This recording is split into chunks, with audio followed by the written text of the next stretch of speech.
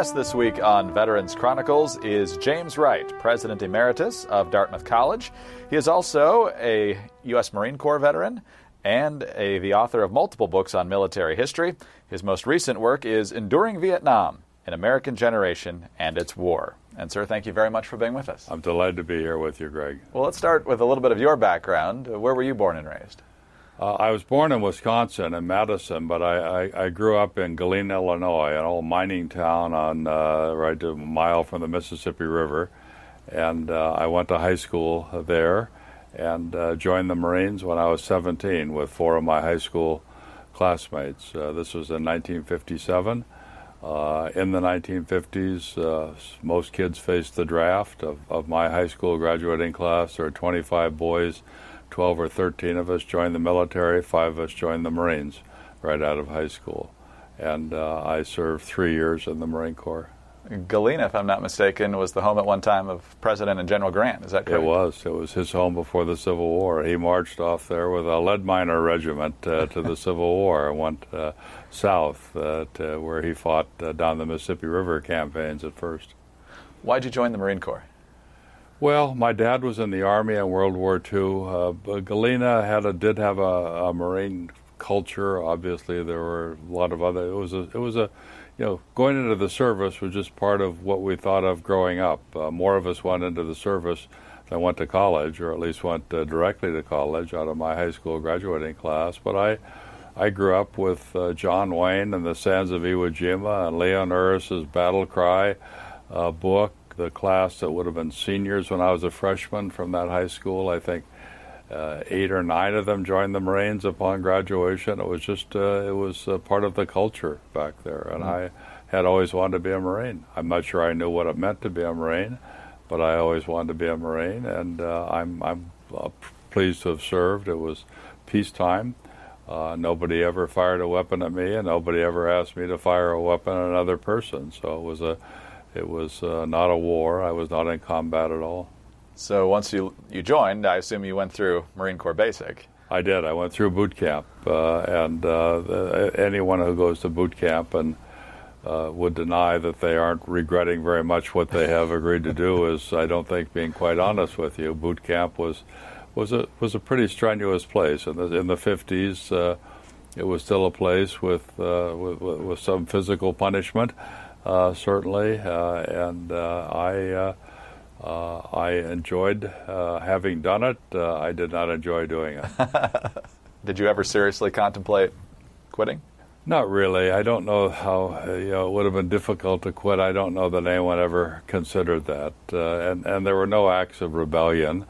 I mean, people learned early on that if a drill instructor said something, you better say yes, sir, rather than challenge. And I was smart enough to learn that lesson early on.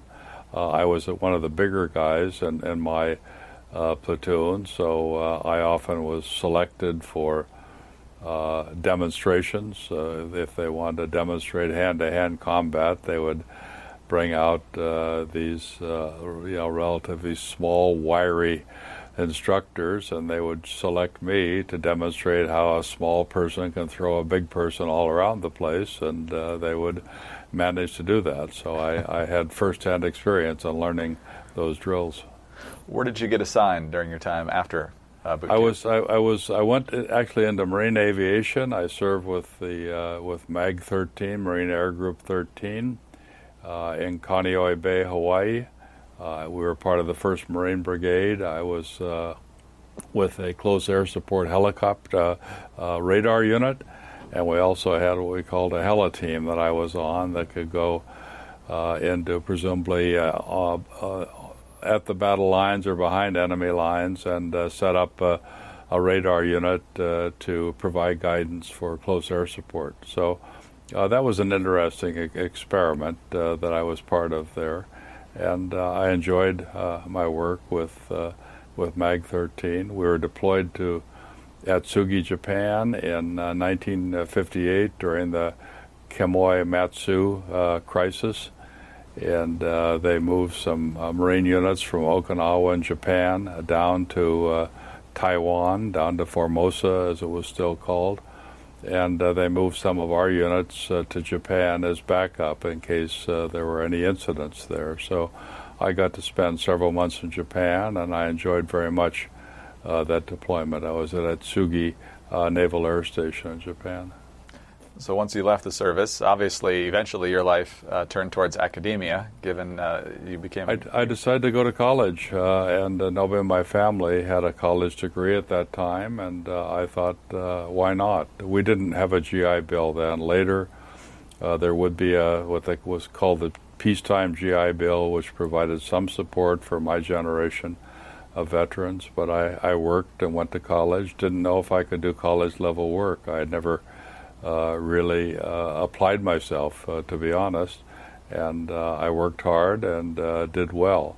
I continued having to work while I was in school. I was a night watchman, I was a bartender, I was a janitor, and in the summers I worked for a mining company nearby. I was including working underground. I was a powderman in a deep mine, setting dynamite charges. And when I was working underground, and then the shift boss said to me, "I need a powderman. Do you want to do this?" And I said, "I don't know anything about dynamite. I'd never handled a stick in my life." And he said, "You were in the Marines." And I said, "So what? I still never handled dynamite." And he said, "I'll give you 20 cents or 25 cents more an hour." And I said, "You mean you'll pay me $2.35 an hour?" And he said, "Yep, I will." And I said, "You've got yourself a powderman." So I set dynamite charges. Impressive. And where in the country was that? This was in Galena, Illinois, southwestern Wisconsin, northwestern Illinois, the old lead mining district. But we were mining zinc then. Okay. Zinc was deeper than the lead, but we were mining zinc mines then. And during the 60s, it was still, they had economically a pretty strong time for that mining industry, but by the late 60s, as demand dropped off, as the Vietnam War closed down, as more and more mining was being done, not just in the West, but in Mexico and South America, all the mines eventually closed down there. So if you graduated from high school and joined the Marine Corps in 1957, you're about 25 or so when American involvement in Vietnam really ramps up. What are you thinking at that time? And as well, I remember when the Tonkin Gulf attacks and alleged attacks occurred in August of 1964. I was working underground at the Burkett mine, and we would have our lunch break down there. It was actually an old bus that they had moved down that sat there that provided some enclosure. These were damp mines, and it kept us dry, and there was a little heater in there.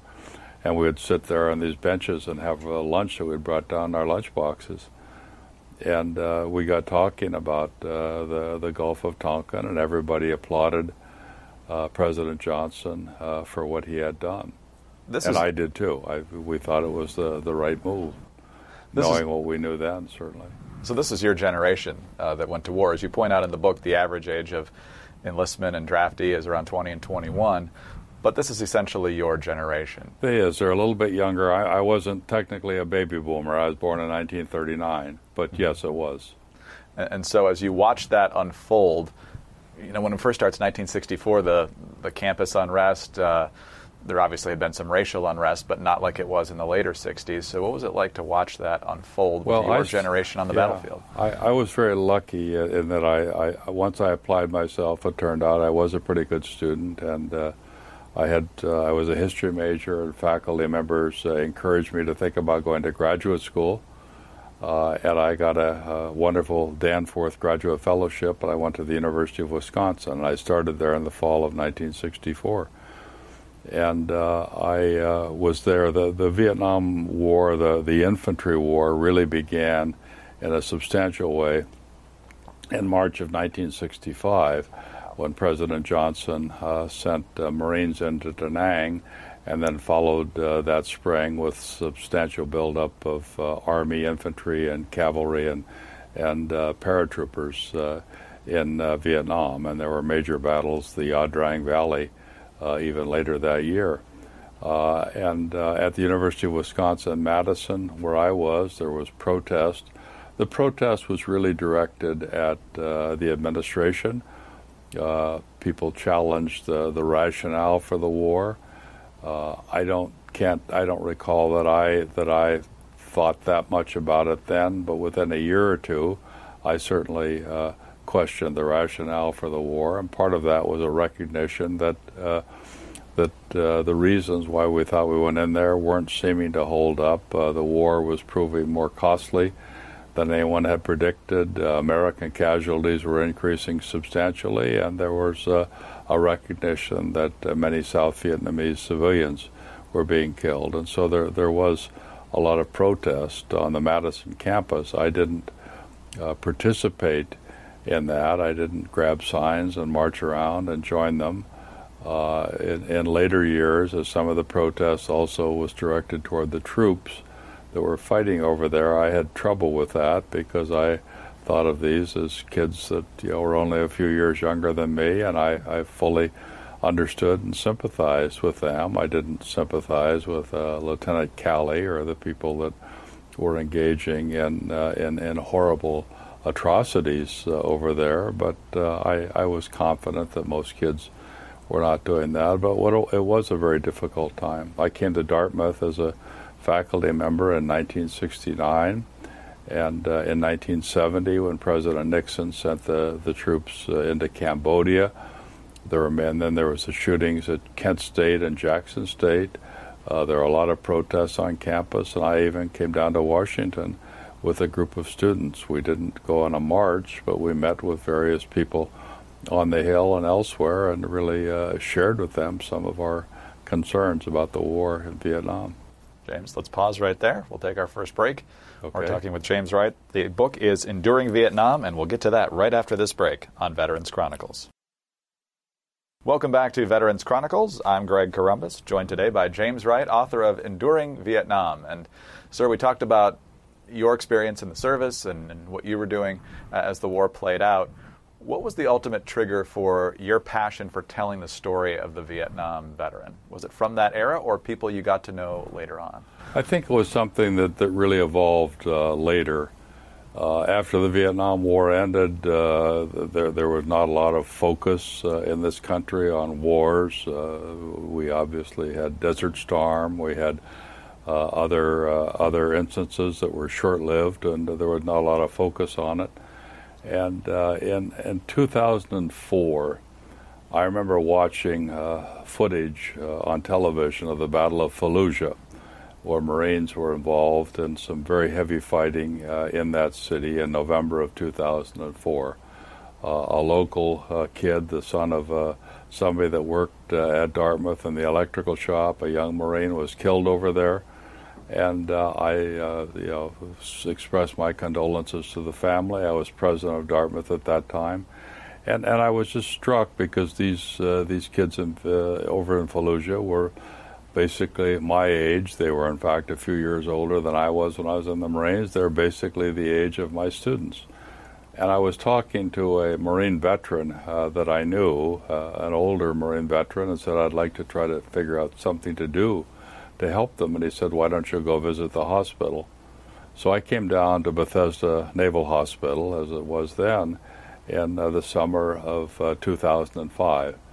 And over the next 8 or 9 years, I made 30 visits to there and to Walter Reed hospitals, and I basically would go bed to bed talking to these young men and women, would ask them what happened to them, and would encourage them to continue their education. I helped to set up a counseling program that's still in existence at Walter Reed Hospital. I raised the money for that to encourage kids to continue their education. And at Dartmouth, we started admitting more veterans, and they did very well at Dartmouth. After I stepped down from the presidency in 2009, I wasn't exactly certain what I was going to do, but I wanted to continue my work with veterans. And I spoke that year at the Vietnam Veterans Memorial. I was honored to be invited to speak here on Veterans Day 2009. And I told the audience that we have an obligation to remember those whose names are on the wall. They have to be more than names carved into stone.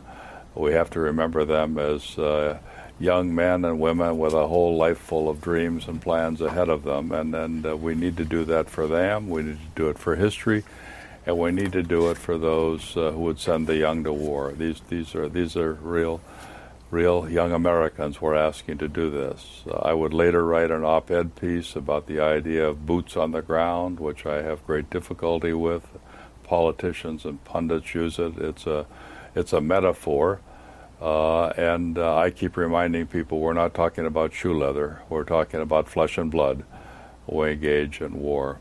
I wrote a book in 2012, Those Who Have Borne the Battle, which is a history of America's wars and those who fought them, and it tells the story of how we've treated veterans and wars, beginning with the American Revolution and going through Afghanistan. I had a chapter in that book on Vietnam. And after I finished it, I was not intending to write another book, but Vietnam kept nagging at me. And I realized that I needed to do more than write an op-ed, and I found myself writing another book. And I wanted to tell the story of those who served there, because I think that we look back at Vietnam as a mistake. We look back on it critically. We look back on it negatively. And as I've said, there may not have been any heroes that came out of the Vietnam War, but there was plenty of heroism there. And I just wanted to tell the story of these kids who served. Last fall, my wife Susan and I saw the play Hamilton on Broadway, and I was struck by one line in there that Eliza Hamilton, talking about her late husband, said, "Who lives, who dies, who tells your story?" And those lines keep ringing for me, because that's what war is about. We can never talk about shoe leather. We can never pretend that it's about some sort of a diplomatic game. We can't think about shock and awe and drones. It's about who lives and who dies. It's not just an incident. It's not just something incidental from war. It is the purpose of war, who lives and who dies. And so we have to tell their story. And I really think it's terribly important to remind people of who it is that we're asking to go to war. So I've been trying to tell that story for the kids in Iraq and Afghanistan, and here, for this book on Vietnam, I interviewed 160 people, and I try to tell the story of those who served in combat in Vietnam. And we'll take another break here in just a moment. I really want to get your thoughts when we come back from the break about how most of the veterans feel, not only about how they were treated when they came home, but as you point out in the book, about the fact that people just a lot of times didn't even seem to care, in addition to the scorn that was aimed at them. So we're talking with James Wright. The book is Enduring Vietnam. I'm Greg Corombos, Veterans Chronicles. We'll be right back. This is Veterans Chronicles on the Radio America Network. I'm Greg Corombos, honored to be joined in studio today by James Wright, President Emeritus of Dartmouth College, Marine Corps veteran, and the author most recently of Enduring Vietnam. And, sir, one of the reasons I would imagine that Vietnam veterans would be appreciative of you devoting an entire book to their stories is perhaps twofold, maybe even more so, but particularly how they were received when they came back from the war. It's well known, and it's perhaps a stain on the nation from that era, that they were not only reviled, they were spit on. They felt like they couldn't even wear their uniforms in public. But as you point out in the book, in many ways, people, once they came home, they found out their fellow countrymen didn't care that much. Talk about that a little bit, and how much those wounds still sit with them.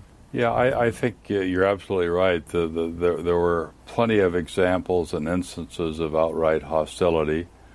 I think that some of those stories have become exaggerated over the years. Part of it was exaggerated at that time by people who used it as a means to sort of be dismissive of the anti-war movement, saying they're spitting on our veterans. That's you don't follow them, don't do what they're doing. Some veterans did have very difficult things happen to them, but most that I interviewed, at least, and most that I've read about, didn't, except that there was this air of hostility, of embarrassment, and there was indifference. They were stunned that people didn't seem to want to talk to them about Vietnam. Now, it's true that most veterans who come back from war, and the people that I interviewed were combat veterans. I really wanted to talk to those who have been involved in the fighting there. So I talked to Marines who had been in combat, Army infantry, and paratroopers who had been in combat. And this was only about 25% of those who served in Vietnam were actually in combat situations. So I was not dealing with a whole cross-section, but I wanted to talk to those who had been there, who had been involved in the fighting, and had been with friends when they died, because I wanted to tell their stories. And some of these guys that I interviewed had never really spoken about this over the years, but they're willing to be interviewed by me because I wanted to tell the story of what it was like for them, and I wanted to tell the story of some of their friends who died, and they wanted to help tell that story. They did talk about hostility coming home, but I remember an Army nurse's story about going to her hometown, and the local parish had a potluck dinner with a big welcome home sign, and she realized after the evening was over that nobody once asked her about Vietnam. Somebody else said, you'd think I've been to Florida. Somebody commented about my suntan, and other than the short hair, I look like somebody who had just been on vacation, and they didn't ask me where I had been or what I'd been doing. One Marine came home, and his father had been a veteran of World War II, including Iwo Jima, and he realized his father never once said to him, so how was it? What did you do? And there was this, I think it was this that troubled them. Not that they were eager to talk about the vicious, nasty, cruel, and gory details of war. Very few people are. Certainly when they're fresh in their mind, they're not. But they would have liked to have had some acknowledgement. And I think it was this that hurt them a lot. And there was a retrospective in the 1970s where everything, all of the veterans are kind of looked at in hindsight through Lieutenant Calley and My Lai. I think it's a great tragedy that the name of the person serving in Vietnam, who was probably best well known in the 1970s and 80s, was Lieutenant William Calley, who led the unit that assaulted and slaughtered women and children and older people at the village of My Lai. A horrible story, but that was the name that was remembered. People didn't know the others. There were, as I said, there was plenty of heroism in Vietnam. There was a lot of courage, as much as in any war, but these did not become part of the narrative. These did not become part of the story. Movies such as Apocalypse Now, famous movies, very well done technically. People thought this represented the Vietnam experience. It did not. I describe Apocalypse Now as Vietnam meets Woodstock. It was not the Vietnam War. Now, people who were involved in that movie have disputed me on that, but that's okay. It was not the Vietnam War. So what is it most of all that they want us to know? You mentioned they don't want to get into the exact details, but as you mentioned, heroism, fighting for the guy to the left and to the right of you, just like any other American war. So what is it that they want us to know about it and hopefully appreciate? That's a terribly important question. I don't know that anyone ever explicitly said that they would like to be recognized for what they did. What they did is that they stood up and served. These were the baby boomers. These were the kids whose fathers fought in World War II. These were the kids that were brought up and told, when your country calls, you have to serve. These were the kids that were brought up in a world that said we're threatened by the Soviet Union. We've got to take a stand against communism. We can't make a mistake like we did with Hitler at Munich and other places by making concessions to him. We have to stand up and fight. And so when they were asked to serve, they did. 40% of the baby boom generation served in the military. 10% served in Vietnam. When I say the baby boom generation, I mean the men of that generation. There are more of them whose names are on the Vietnam Veterans Memorial Wall who died in Vietnam than went to Canada or went to jail for evading the draft. I'm not minimizing those who did not want to go, who did evade the draft, found ways to do that. Obviously, many did. But I do want to point out that a lot of those kids, when they were asked to serve, they did. They may not have been eager, but many of their fathers were not eager to go off to World War II. But you're asked, and you're called, and you serve, and that's what they did. And they served bravely. They very quickly were disillusioned, I think, in most cases, by the rationale for the war. And so they weren't fighting for, as one said, for God and country. We were fighting for each other and for ourselves. But in truth, if you'd talked to World War II veterans about their war, many of them would have said the same thing. They obviously had an enemy, an antagonist in Hitler. They wanted revenge on the Japanese for Pearl Harbor. But most of these kids who fought in World War II would also say we weren't thinking of those things. We're thinking about looking out for ourselves and looking out for our friends. We're thinking about that day's mission and trying to do it well, not wanting to embarrass ourselves, not wanting to hurt somebody else. And it's when you're in combat, you don't have a huge worldview. Most of the kids that I talked to about this said they never spent any time in Vietnam talking about the politics of the war or the reasons for the war. They were there to fight a war, and they were there to hopefully to come home from it in a year, and that's what they focused on. In addition to the scores of interviews that you did, you also made a trip to Vietnam, I believe in 2014, went specifically to Hamburger Hill, and I'm sure many other places there. Explain why you did that trip and how it helped you understand them better. Well, because I'd never been to Vietnam in my life, and I knew because I was interviewing these people and telling the stories of these battles and these incidents, I wanted to see these places. And most of the combat, there was plenty of it on the coast and around villages, obviously, but most of the heavy fighting was in the Central Highlands and up in what was called I Corps, that area, north of Da Nang up to the demilitarized zone and west to Laos and the Cambodian border.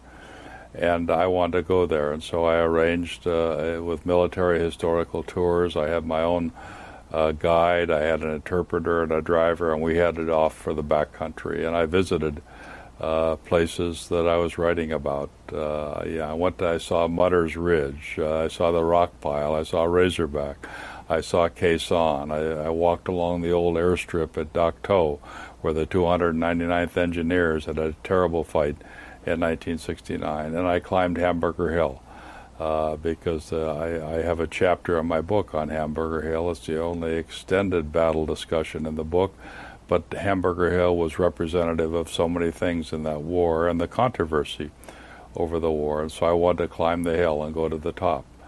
I did, and that morning before I went up, I met with a couple of North Vietnamese veterans who had fought there against the Americans. I met in the village of A Louis in the A Sha Valley and asked them if they'd climb the hill with me, and they agreed to do that. And it was a terrible climb. It was a slippery, steep, difficult, hot, humid climb, and I wondered how these kids had done it in 1969, and it was not sufficient to say I was 50 years older than them. I was not carrying 60 pounds of equipment, and I was not having people shoot at me from the top.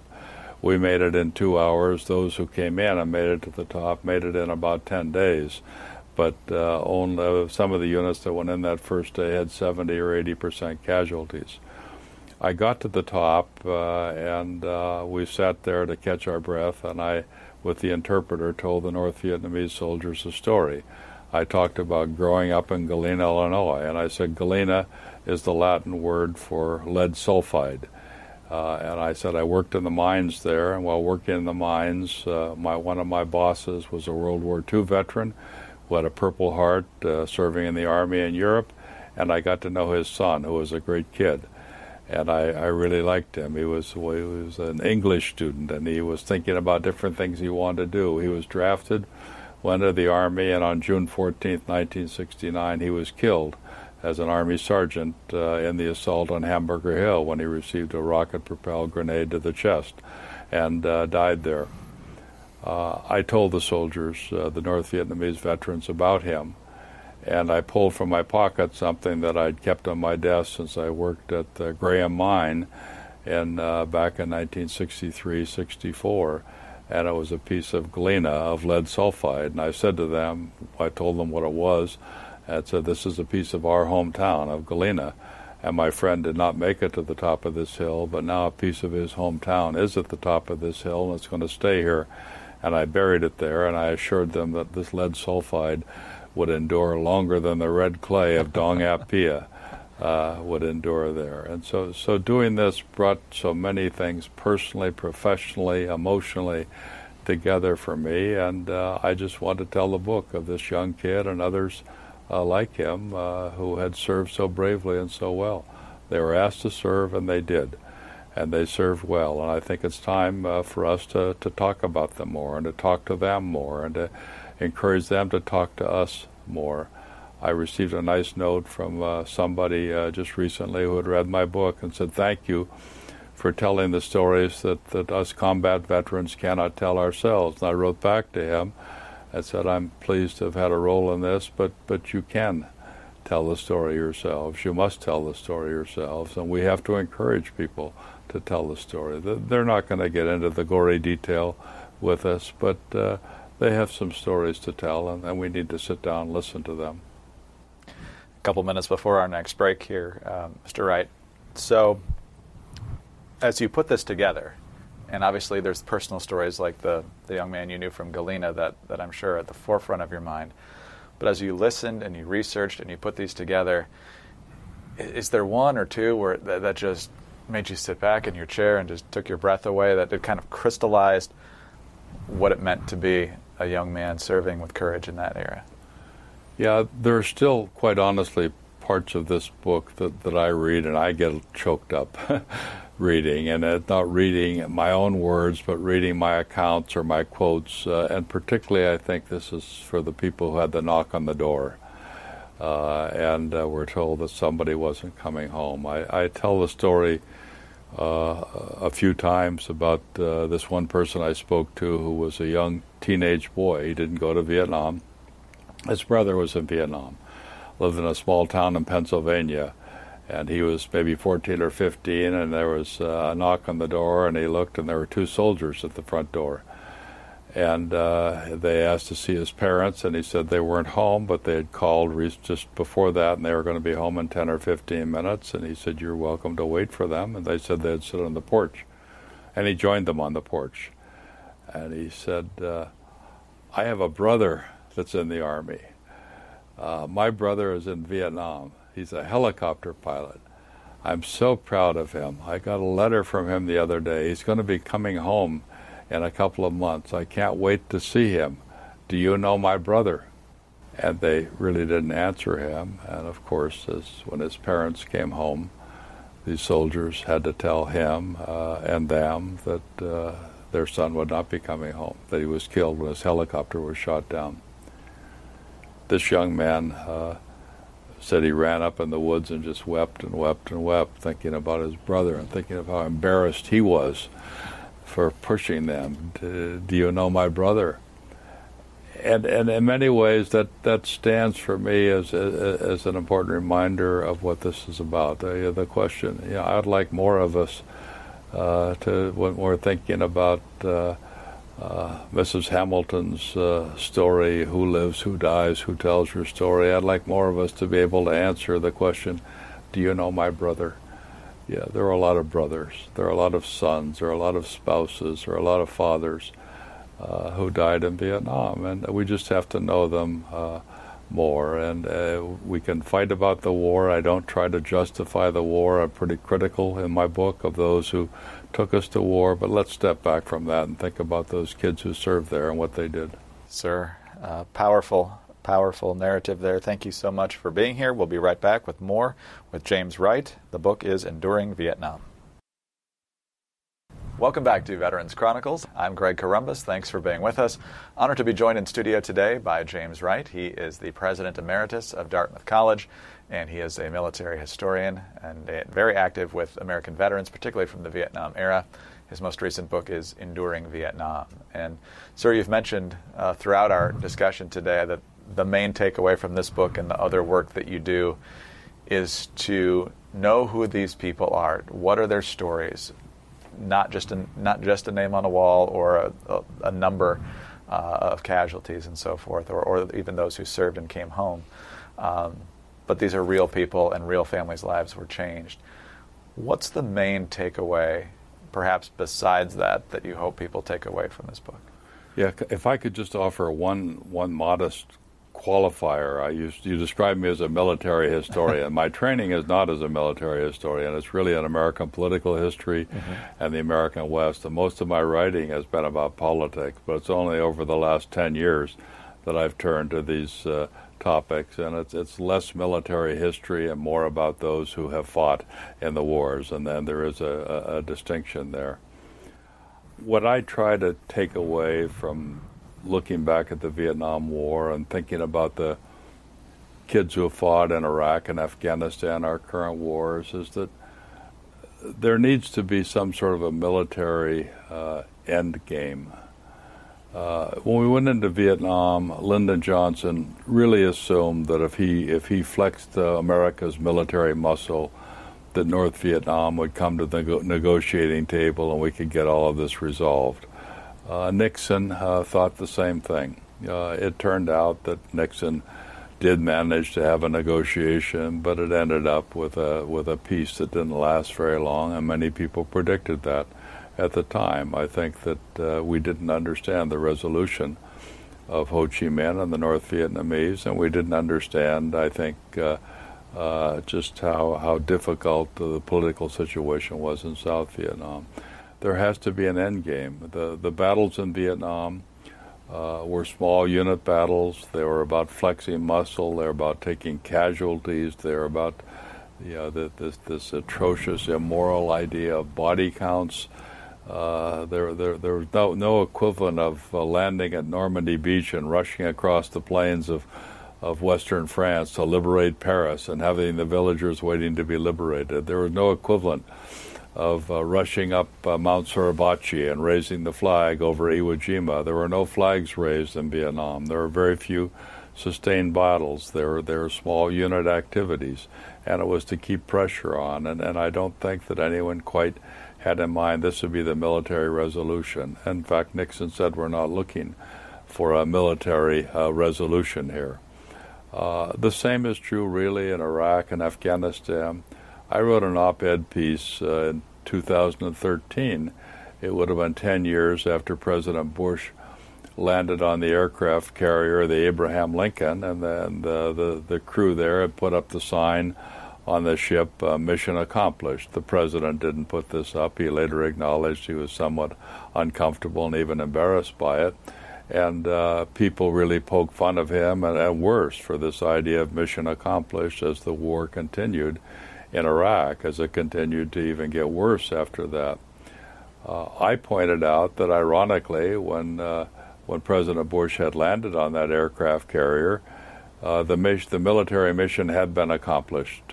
The military that had gone in there in March of 2003 had managed to topple Saddam Hussein's government. They had managed to conclude the search, fruitless as it turned out, for weapons of mass destruction. Nobody knew quite what they were going to do next. We had done the same thing in Afghanistan. We had toppled the Taliban sympathetic government there, the one that was working with al-Qaeda. Nobody quite knew what to do next. I think if you send in the military, you have to know what is the military objective. What are they going to accomplish? In Desert Storm, we did that, and President George Bush pulled the troops out as soon as we'd pushed Saddam Hussein out of Kuwait.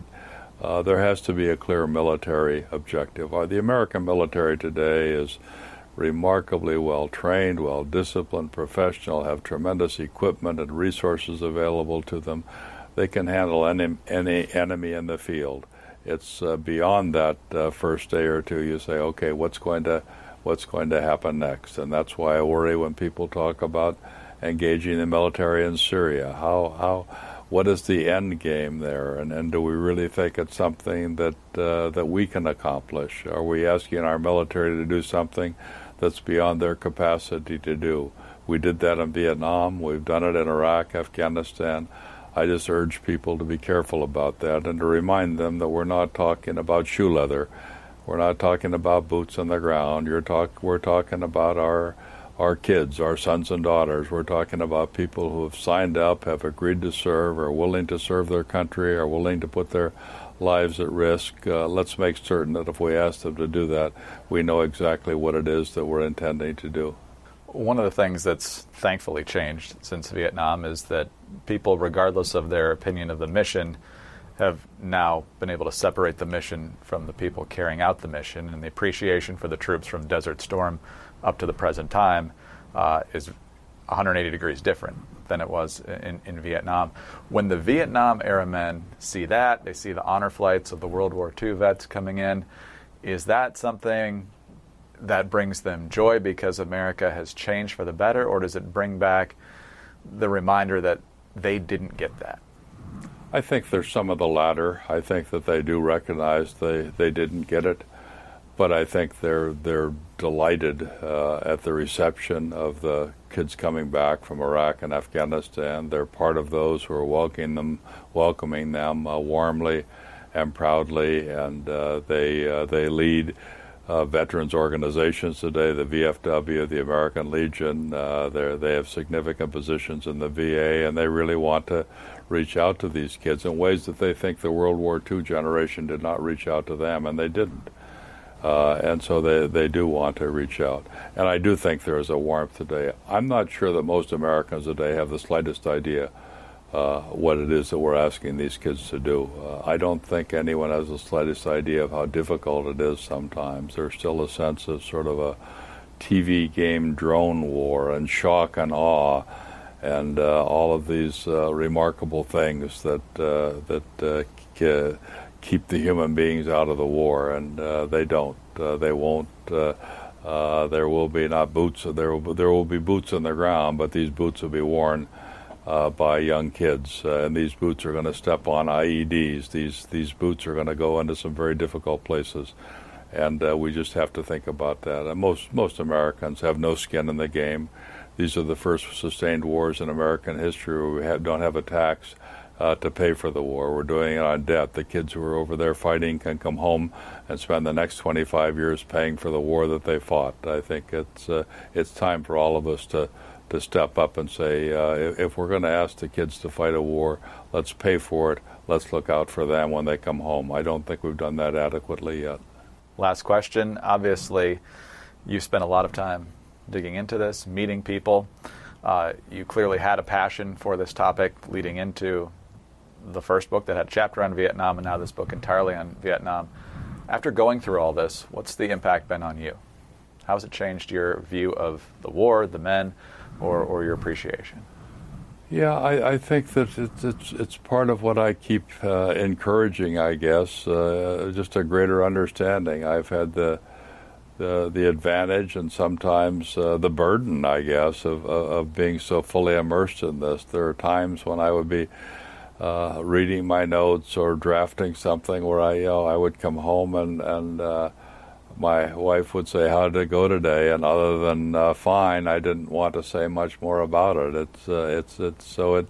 It would sit there pretty heavily sometimes, and it did affect me, and without any pretense of being a participant. But I had a perspective on it that most people don't have, and I wanted to share that. I come out of this with even greater admiration for the Vietnam generation. I think I had it before, but I can assure you I have even greater admiration for them, for what they did, and for the way that they have continued to carry the burden in so many ways. That generation has gone on to do some remarkable things. They provide leadership in the political, the economic, the cultural, the intellectual arenas of this country. They have contributed a great deal, but they're carrying with them a burden and we could help lift that burden a little bit by talking to them about it and saying more than thank you for your service. They need more than that. I think they need an embrace. They need to know that we really do recognize what it is that they did. Mr. Wright, thank you so much for your time today. Thank you for being with us, and thank you for sharing your book. Thank you so much, Greg. James Wright, President Emeritus of Dartmouth College, U.S. Marine Corps veteran, author of multiple books on military history. His most recent work is Enduring Vietnam, An American Generation and Its War. I'm Greg Corombos, reporting for Veterans Chronicles.